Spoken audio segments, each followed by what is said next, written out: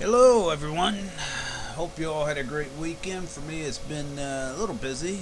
Mom is staying here for a month or so, trying to get back into living here in Austin. But being that it is Monday means spooky places.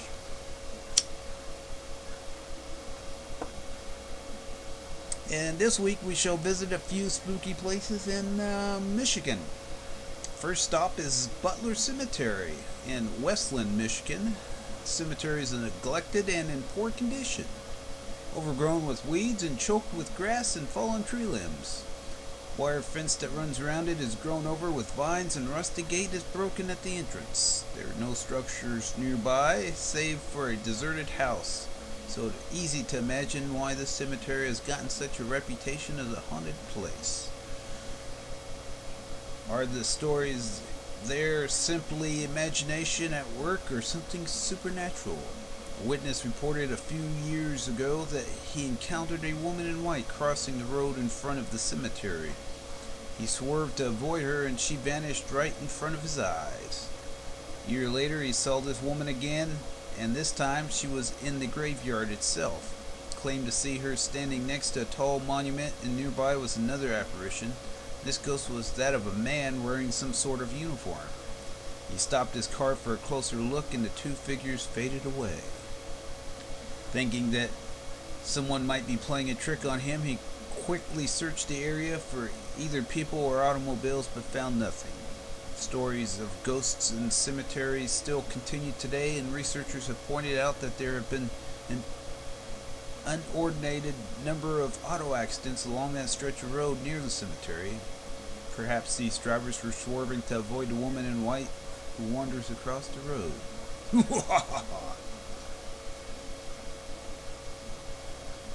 We're now moving on to Reynolds Cemetery in Jackson, Michigan.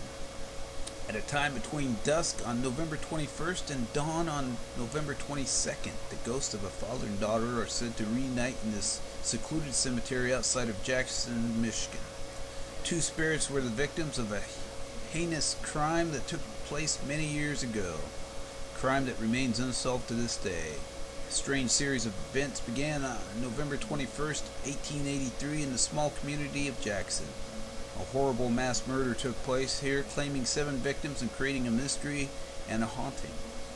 The victims were Jacob Crouch, his daughter Eunice White, who was in her 9th month of pregnancy, Eunice's husband, and a man named Moses Polly, who had been visiting the Crouch family from out of town.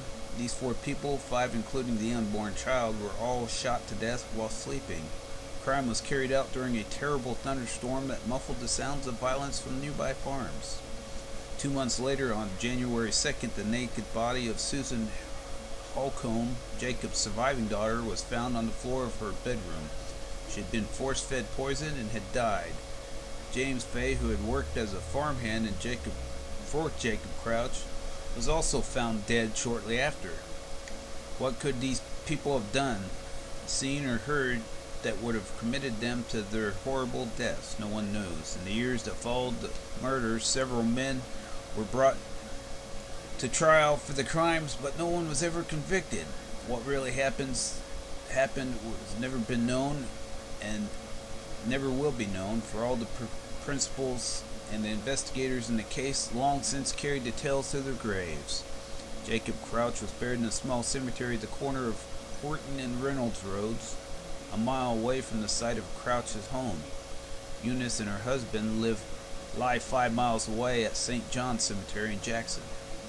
2 burial grounds are very different. Jacob's grave is neglected and forgotten, while Eunice's lies in a well-cared-for cemetery that is still in operation today.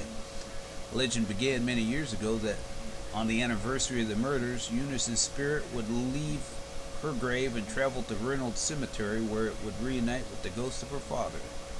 Many claims to have witnessed this over the years, including 2 ghost researchers in 1989, who insist they saw an ectoplasmic cloud appear in the cemetery that night. The glowing mist floated through the cemetery until it reached Jacob's grave, where it suddenly vanished. Jackson, Michigan is in the south central part of the state between Battle Creek and Ann Arbor. The grave of Jacob Crouch can be found in the Reynolds Cemetery at the corner of Reynolds and Horton Road.